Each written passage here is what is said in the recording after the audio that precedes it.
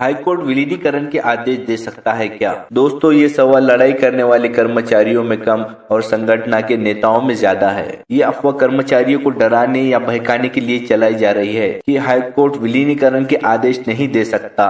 ये 5% जमात से जरा बच के रहने की जरूरत है। लेकिन दोस्तों, एक बात अपने दिमाग में बिठा लो, हाईकोर्ट ने जो समिति बनाई है वो एसटी कर्मचारियों को कैसे शासकीय कर्मचारी समझा जाए इसलिए बनाई है। अब अगर एसटी कर्मचारी को शासकीय कर्मचारी समझना है तो सरकार को एसटी महामंडल को मर्ज करना पड़ेगा। हाईकोर्ट अगर विलीनीकरण के आदेश डायरेक्ट नहीं दे सकता तब भी यही हाईकोर्ट का सन 2017 के PIL 29788 का एक जजमेंट है जिसमें साफ तौर पर लिखा है कि आर्टिकल 12 के मुताबिक महामंडल ये शासन के अंडर आता है तो ये कर्मचारी शासकीय कर्मचारी के बराबर है। दोस्तों, ये आदेश किसका है? हाईकोर्ट का। एसटी कर्मचारियों को शासकीय कर्मचारी समझना वो काम सरकार का है, लेकिन एसटी कर्मचारियों को शासकीय कर्मचारी बताने का अहवाल सरकार को हाईकोर्ट को देना ही पड़ेगा, क्योंकि सरकार कर्मचारियों पे कार्रवाई कर सकती है, सस्पेंड डिसमिस कर सकती है,